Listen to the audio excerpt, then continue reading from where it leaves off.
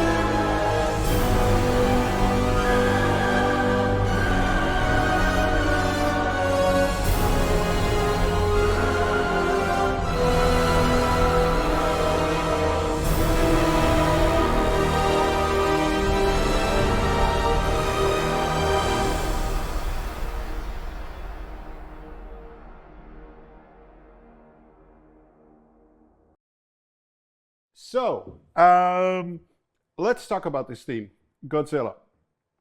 So, because Godzilla has such a rich history in the past, the first movie from '51 with great Japanese composers writing themes for it. And you know, there are 36 movies or so in total of Godzilla, of which most I own. My personal favorite is Godzilla versus Biollante, for the ones that know that movie. It's very good.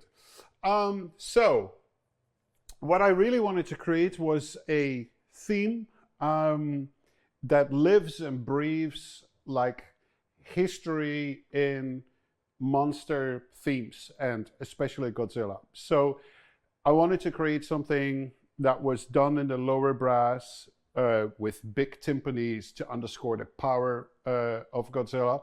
We'll get to the more emotional bits later on. And I wanted to do something with these descending note scales. And most important, I wanted to create a theme that feels very slow, almost like sluggish, because Godzilla is a huge animal. And, you know, he's not going to engage into like a ninja fight, so to speak. So I wanted the theme to be very, very slow. So the notes...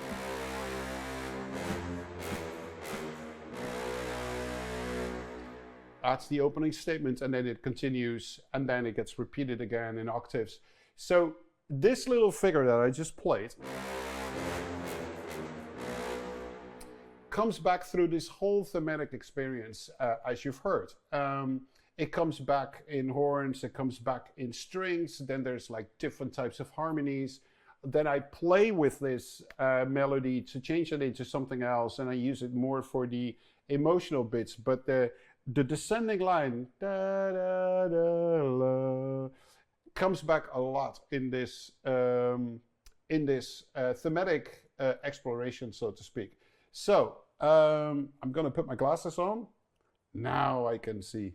So here we see that initial statement and being repeated and being finished.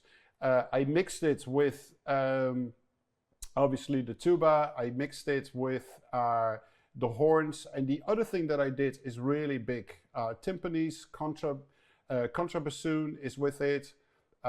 Contrabass clarinet is with it. The lower basses and the cello are with it.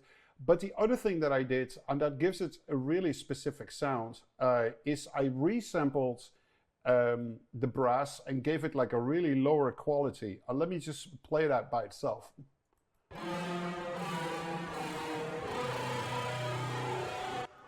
You hear that really nasty artificial sound? We talked about that in some of the other studio times where I really love that quality of it. And here, there's another one.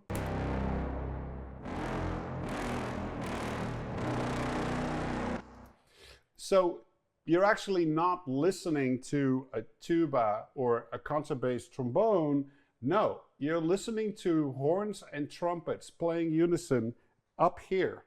And then it's transposed down by 2-3 octaves to give it that really ugly, nasty sound. And combined with the live brass and these resamples, you get that really big, larger than life quality, with obviously the timpanis. And the other trick that I always do, I add like a big sub bass to it to really emphasize the low end of that thing. So after that, we have the initial statement of that theme in octaves. And then we get to some rumbling parts. And there's one thing I wanted to focus on, which I think is a little interesting thing. And that is when the timpanis have this really little melody on their own. So let's play that.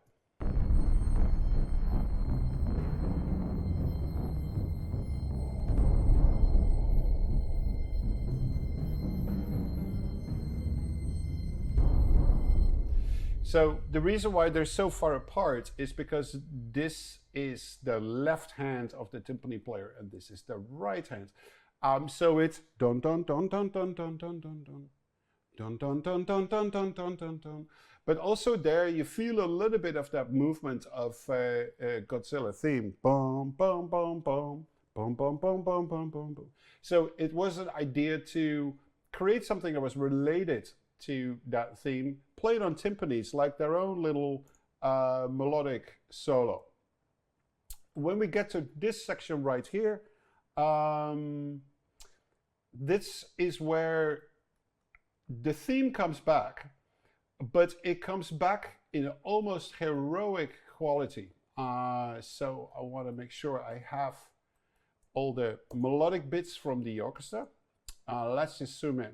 So here we see that same melody, but the notes are slightly altered in order for me to create a harmony that is a little bit more consonant and not so disjuncted. So let's just play this section for a second.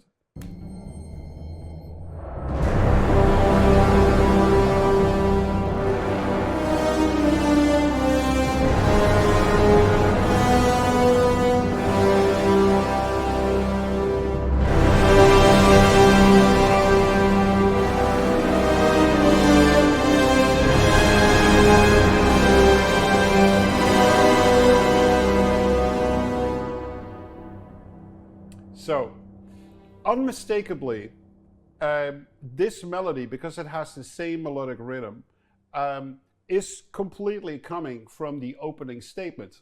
But because I changed the notes and it has a filled out harmony underneath, it has a completely different effect, and it has now a heroic quality to that same theme. So when you're writing themes for a movie, depending on what movie you're working on, in Godzilla's case, you need an aspect that is pure anger, pure danger, suspense, Godzilla suspense, Godzilla heroism, Godzilla emotional music, and there's another part that you can score, which is coming up. I'll talk about it a little bit, and that is the impact of Godzilla on other people. So that could also be anger, that could also be emotional, that could also be heroic. So you can take a theme of one character but sprinkle it onto a different group of characters depending on what is happening on screen. There are a few examples in Justice League where I did that, where I took the theme of Steppenwolf but sprinkled it over the Justice League characters because he was completely impacting what the group was undergoing. I hope that makes sense. So I'll point this out a few more times. So the section that is coming up right now is, this is the section where I take a lot of liberty with the idea of the melody. And if you will, this for me is the more emotional Godzilla, or if you will, its impact on his co-actors in the movie. So I just want to play this a little bit and see what's going on. I'm just going to open up most of the sections that actually create harmony. Here we go.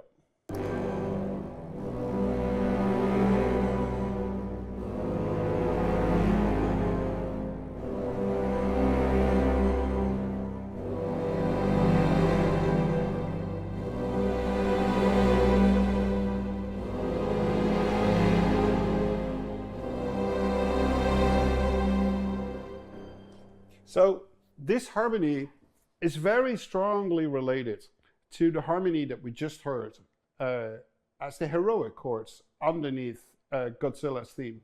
So if you play these harmonies, you could almost in your head, it's like da da ba ba bum bum. You could almost sing that da da da da, that melody from Godzilla. So sometimes what can be very effective when you write music is that you're used to a certain harmony, and when you hear the harmony again, you almost hear the melody in your head without the melody not being there, actually, in fact. So that is a really strong tool as well. There's so many great examples in film scoring where that is being done, and especially in the classic orchestral works. And we all know this from pop music as well, is that the moment you hear the chords from With or Without You, the typical dun dun dun dun dun, you know, the chords from U2, in your head, you already start like with or without you. You immediately start singing it because the harmony is already so connected to the melody that you're expecting. So if we jump a little forward, then we see that little melodic movement here. And it comes back in a few other instruments. I'm not sure if we see all those instruments, but we'll hear them.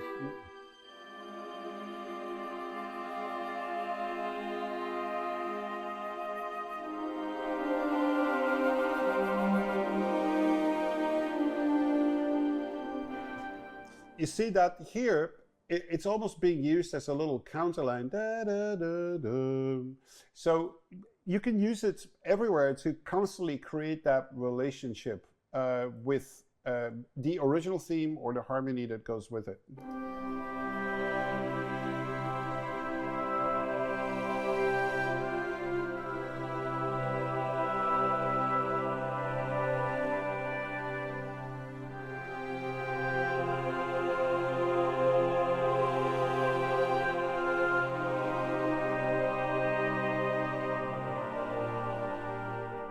So, ba ba ba ba ba ba ba ba ba ba ba. I'm such a bad singer, but you guys know it. I should not even try.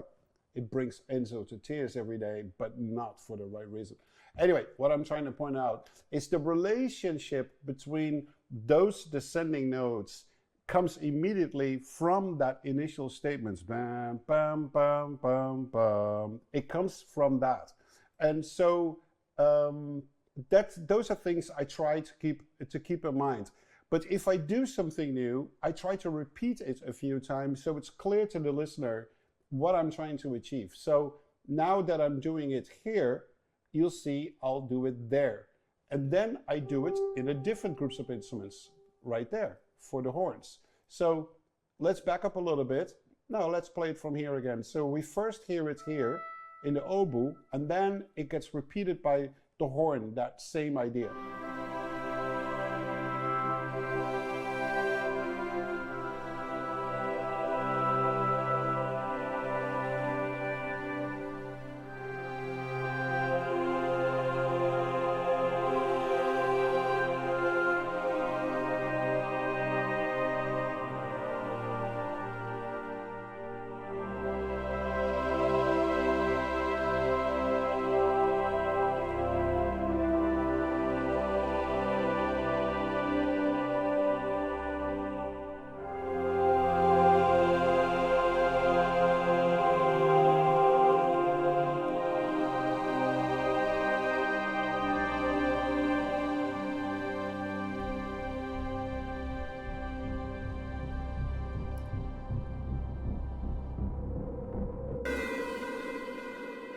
So now we're jumping into an action bit here, and I wanted to talk a little bit about that. And it comes up later as well, is how can I make a potential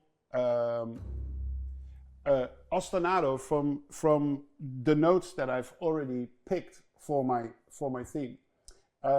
So the notes that are important in the theme are the C,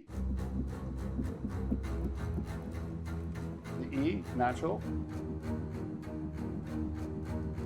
the A flat, C sharp, and the B. That is part of the initial statement. So I was thinking, okay, how can I create, like, knowing that that is the initial statement of the theme, how can I turn that into like an ostinato? And this is what I did.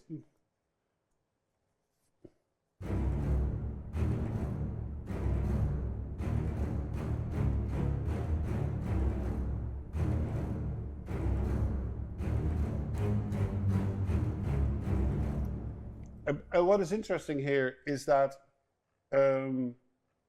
it goes, if I open up my writing pad here for a second, bear with me, folks. Here we go. Yeah, so this is my piano. So I'm playing C, D, E flat D, but it's technically, we're still in C minor. Unless you want to analyze it like, yeah, like that, but.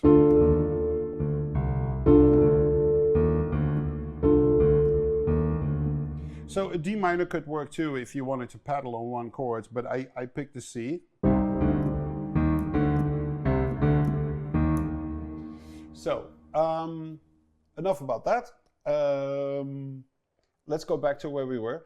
So that ostinato just keeps playing, and then let's see what,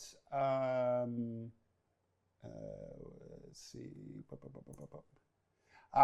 So at a certain point, the horns come back and they start now playing that theme, I think, together with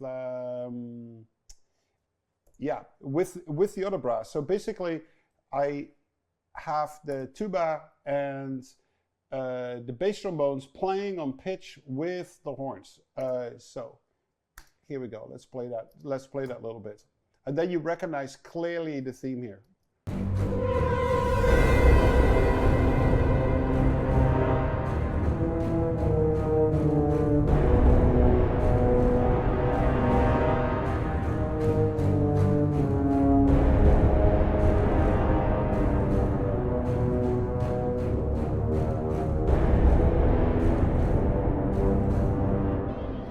What is really great about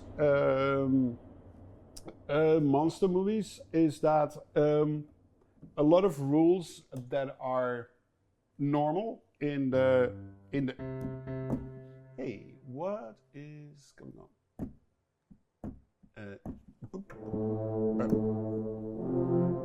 It's like for instance in the classical music theory, you wouldn't arrange things like or with fifths.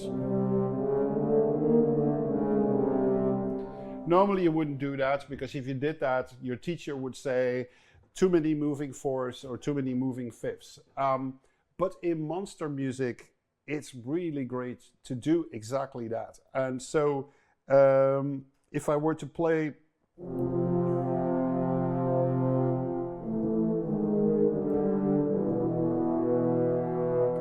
it emphasizes that old Hollywood monster type scoring. The same with sinister melodies or harmonies that go with it. Sorry, guys.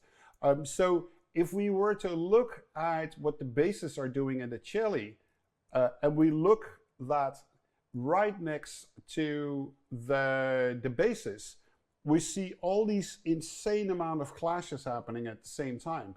But that gives it that really sinister quality. So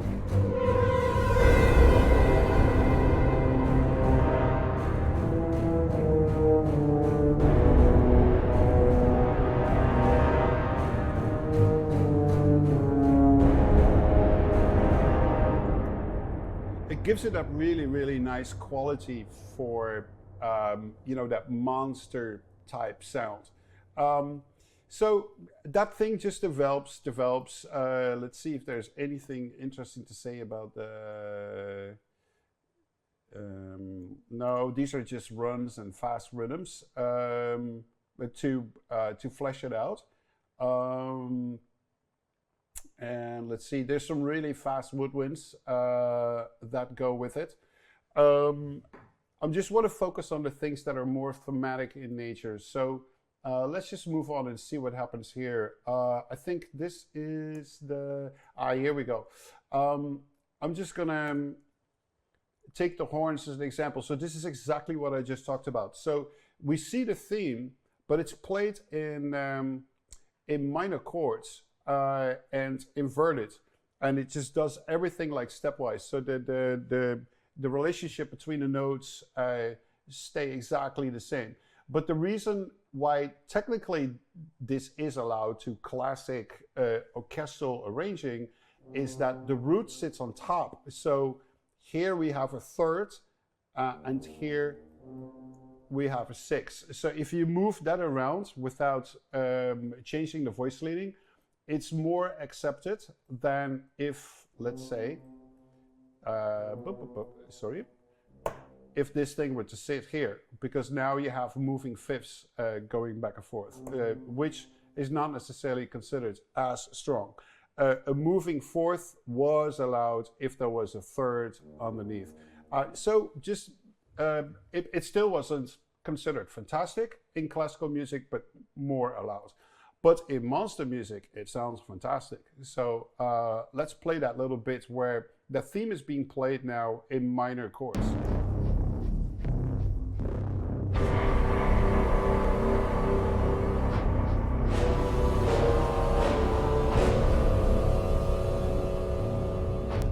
So you get that really, really cool sound. Actually, the sound is not triggering the right articulations completely, but that sometimes happens. So if we move on to the next section, let's see what we have here. Oh, here we have more or less a complete statement of the original theme, which comes straight after.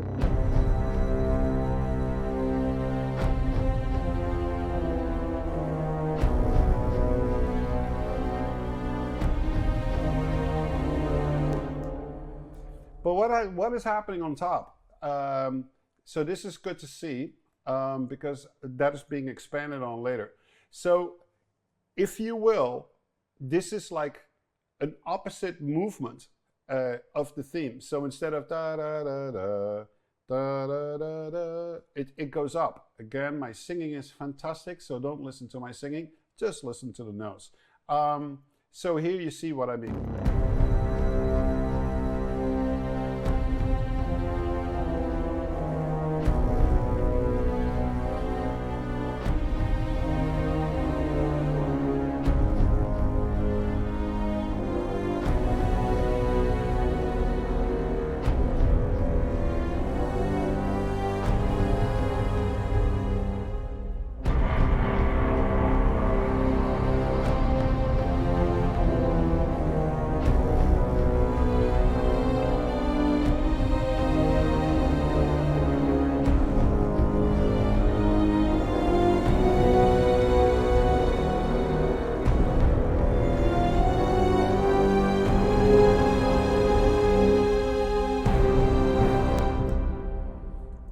So, like I just said, it's almost like an inverted version of that theme, that movement here. So, what I also explained, if you do it once, I'll just repeat it more so it's clear to the listener what you're trying to achieve. So, I'm basically emphasizing all these notes here where that is actually the case. You see, so it's repeated really nicely as an answer to the melody moving down, and then it continues. Melody gets played in octaves, the counterline also gets played in octaves. Or we're not seeing the first and second violins, but they're playing on top of that, as you clearly would have heard. So, this is an interesting part that I wanted to focus on, because now we're getting to an action bit which has a secondary ostinato in the low end. So let's just play it, we'll talk about it.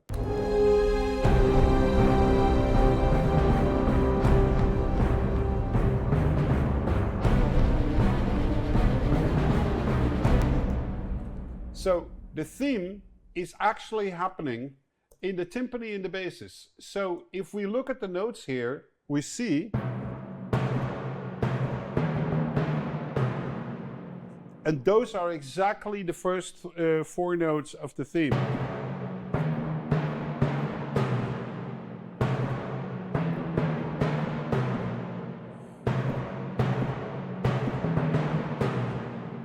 So it's again an interesting way to create an ostinato from thematic material that you already have. In this case, by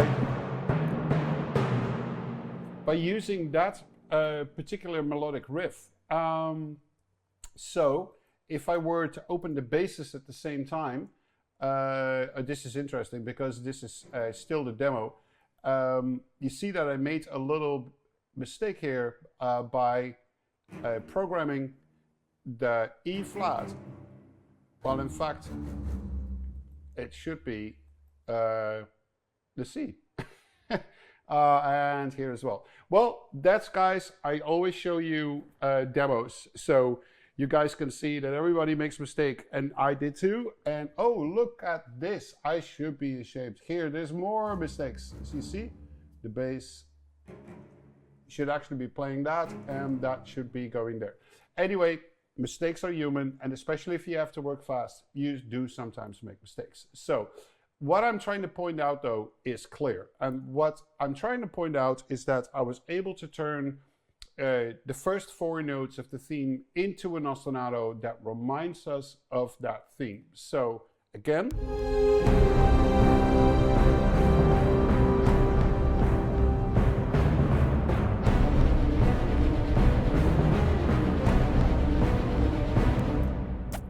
Very clear.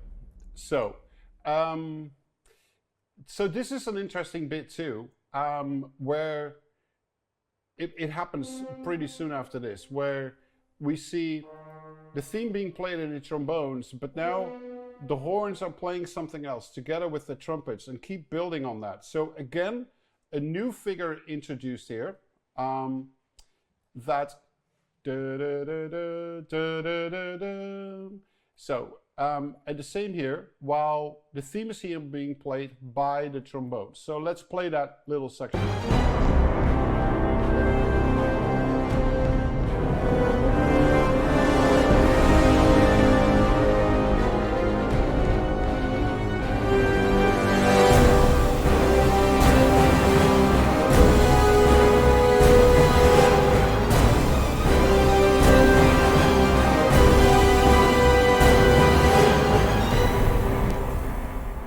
So this is like an inverted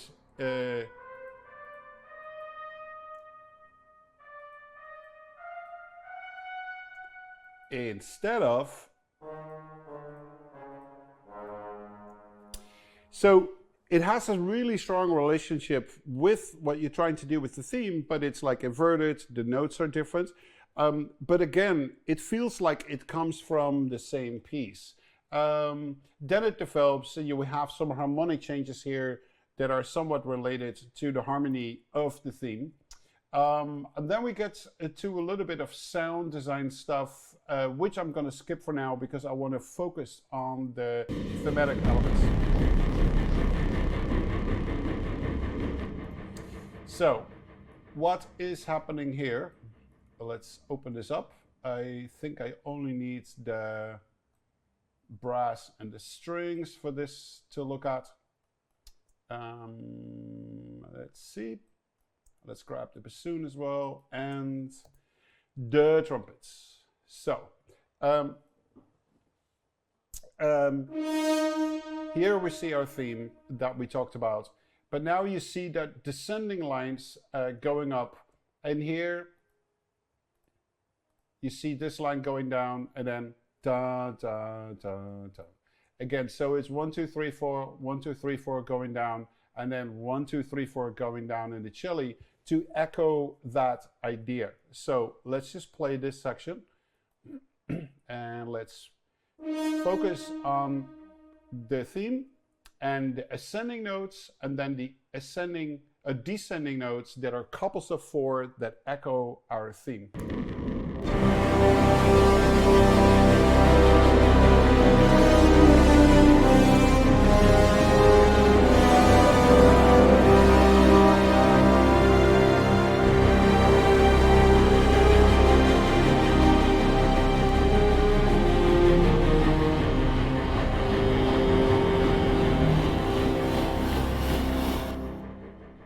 So I hope that's clear what I'm trying to do there. The theme is being played, and then it's being echoed by these sets of 4 notes going all the way down. The next section, which is big and grand, we see something that's going to happen later on where we have stepwise notes going up while the theme is playing with harmony underneath. There we see the theme. So let's play this section.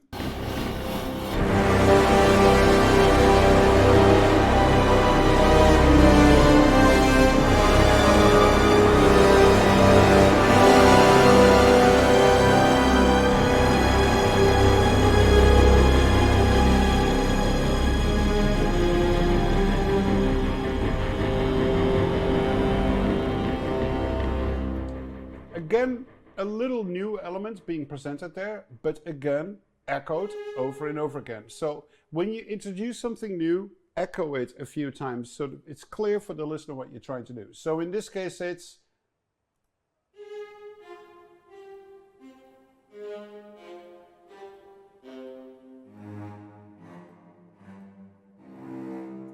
You hear that? Okay, so now let's play that last section one more time so you could hear it really well.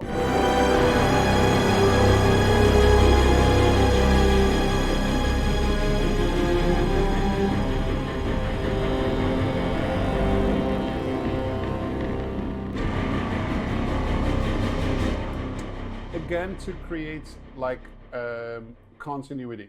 The last thing, let's see what, it's not the last thing. The thing that comes up right now is the theme again. The differences here, and I want you to pay attention to this, is that the theme is playing, but the bass is now moving stepwise down, half stepwise to be exact. And pay attention to this because a trick that is very common to use is to have like a stepwise descending of the bass or stepwise ascending while you're playing the theme. And then later on, we do exactly the same, but now the strings in the higher registers are descending and the bass stays static. So let's hear that theme of Godzilla with the bass descending.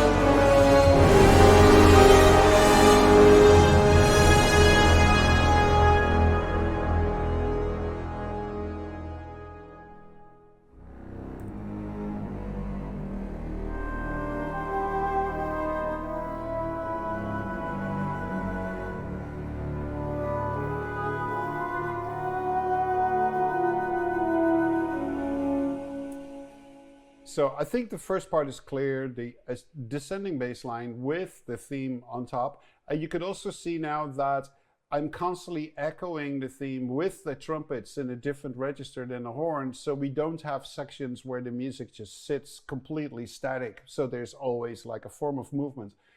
Here it gets a little bit exotic. So let's now bring in also the woodwinds here. Okay, so here we see a lot of alterations in the melody in the woodwinds. So they're echoing what the strings are playing with the lower basses and the brass, which is this. So you hear it's very quiet. I hope you could hear that, but. It's a da-da-da-dum. It's that movement da-da-da-dum of the Godzilla theme. And then it's being echoed in the woodwinds with a really awkward harmony to give it like extra color. But again, it feels so related to the original statement of the theme. So this is a trick that you can use to expand your theme into a richer orchestration or a different color.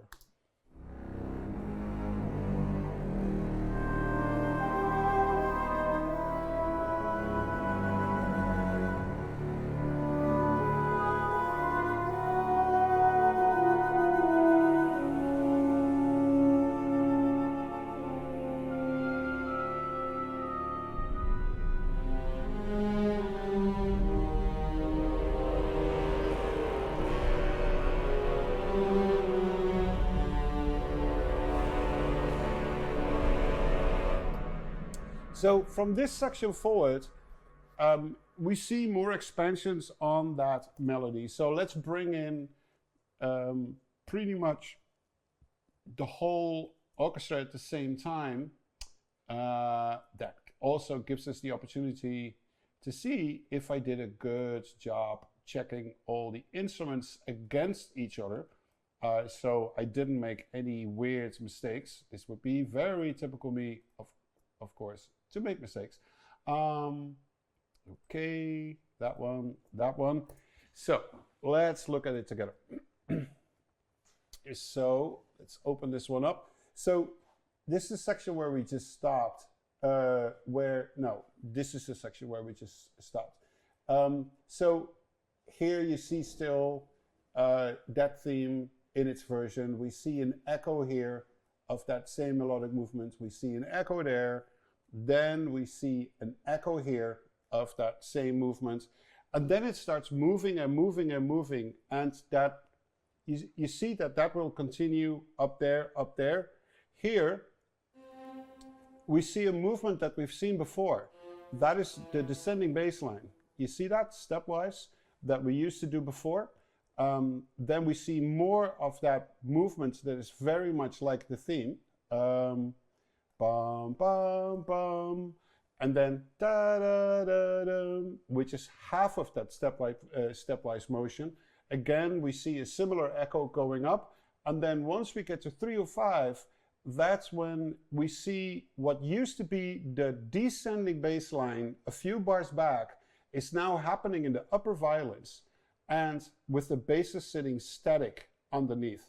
And then in the horns, we see our theme being played there, our theme being played there, our theme being played there, here and here, without changing one note. It's a literal exposition of the theme. So let's just play this, and I'm gonna leave the screen on so you could see the way that I've played with these various different voices, instruments, range, if a theme is being echoed, if it's playing literal, if you hear something back that I did before, or if it's a whole new section.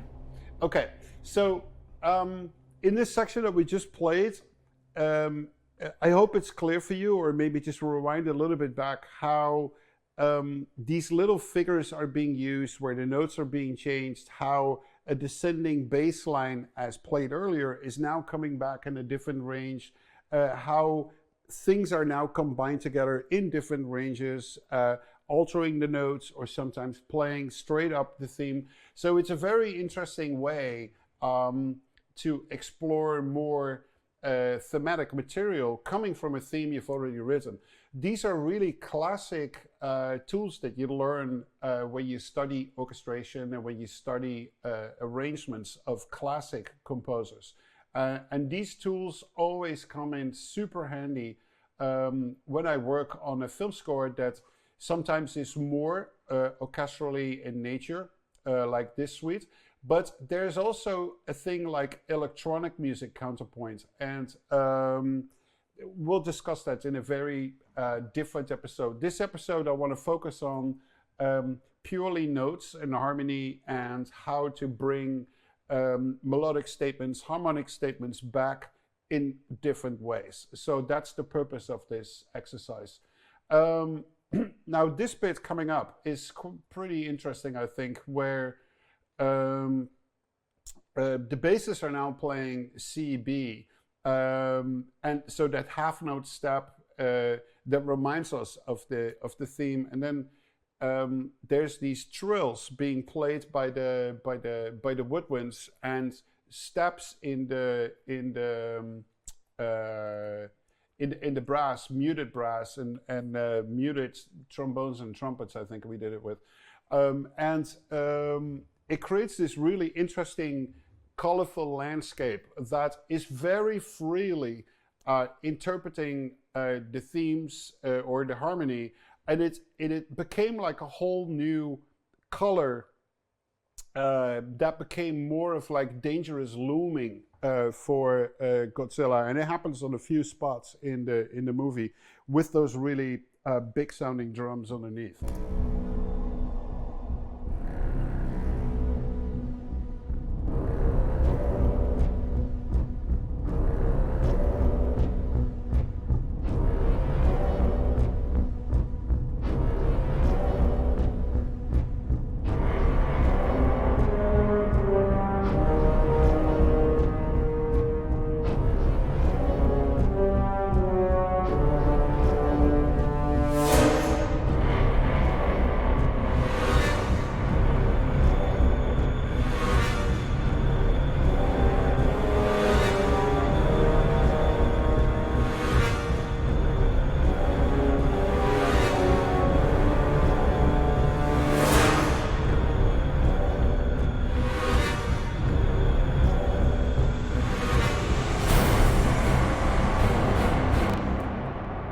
So, basically, I want to analyze the suite till here. Otherwise, we're still going to be here tomorrow morning. But